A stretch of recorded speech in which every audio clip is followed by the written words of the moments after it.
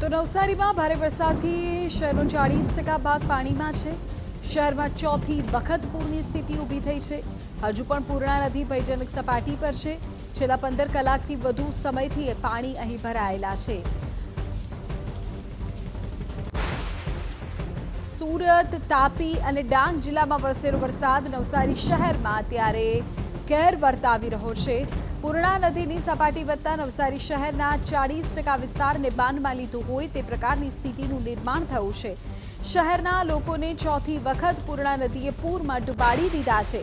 હજુ પણ પૂર્ણા નદી ભયજનક સપાટીથી ઉપર વહી રહી છે, જેને લઈ લોકોની સમસ્યા વધી છે।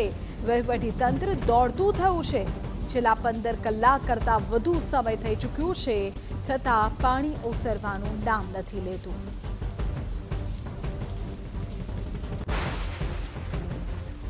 ગુજરાતમાં વરસેલો વરસાદ નવસારી શહેરમાં કહેર બનીને વરસ્યો છે, જેને લઈને પૂર્ણા નદીમાં ઘોડાપૂરની સ્થિતિ નિર્માણ થઈ છે। ગત રોજથી શહેરમાં ભરાયેલા પાણી આજે પણ યથાવત છે। દ્રશ્યો દેખાઈ રહ્યા છે નવસારી શહેરના જલાલપોર વિસ્તારના દ્રશ્યો છે। જલાલપોર વિસ્તારમાં 20,000થી વધુ લોકો પ્રભાવિત બન્યા છે।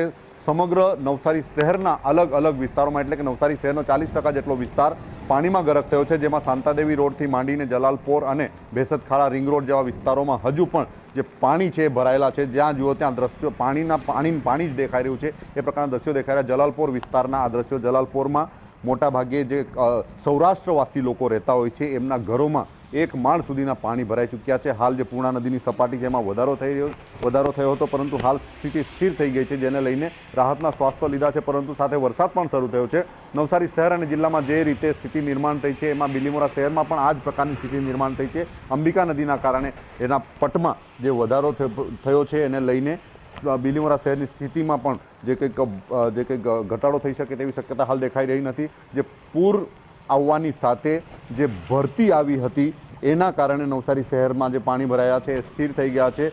જલાલપોર વિસ્તાર છે, આ જલાલપોર વિસ્તારના દ્રશ્યો, જલાલપોરમાં હજુ પણ પાણી ભરાયેલા છે। 1 માળ સુધીના પાણી ભરાયેલા જે મંદિર છે ગાયત્રી મંદિર એ પાણીમાં ગરક થઈ ગયું છે। સમગ્ર જે ગેટથી માંડીને તમામ વિસ્તારો પાણીમાં ગરક છે। નવસારી શહેરના કેટલાક લોકો સાથે વાત કરીશું કે જેઓ આ વિસ્તારમાં રહે છે, એમની સાથે વાત કરીશું અને જે શહેરની સ્થિતિનો તાગ મેળવશું। આ કેટલો વરસાદ પડ્યો છે અને શું સ્થિતિ છે હાલ નવસારી શહેરમાં? હાલ નવસારી સિટીમાં ઘણી જગ્યાએ વરસાદ પડ્યો જ છે ને। કાશીવાડી છે, ટોટા બજાર, પારસીની અગિયારી, રૂસ્તમવાડી, આ તે બધું ફૂલ થઈ ગયું છે ને જલાલપુર 50% જતું રહ્યું છે।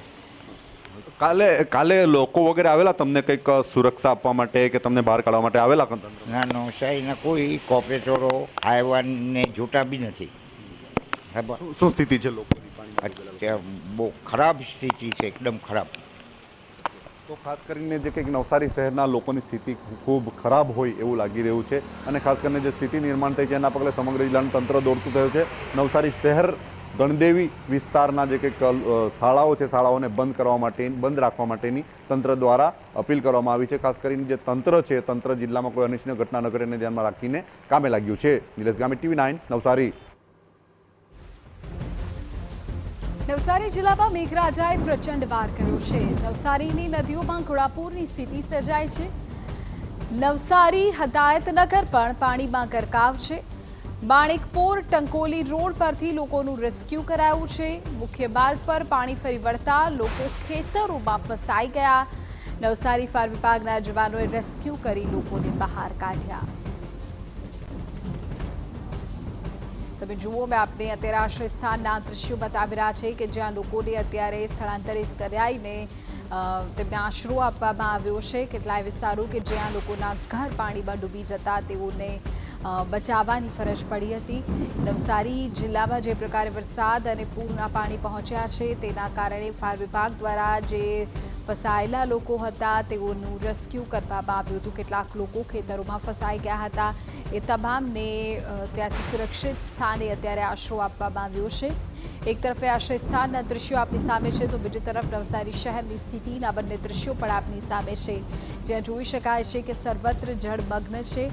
લોકોને ઘર, દુકાનો પાણીમાં ગરકાવ છે અને તેના જ કારણે અત્યારે પરેશાની ભોગવી રહ્યા છે।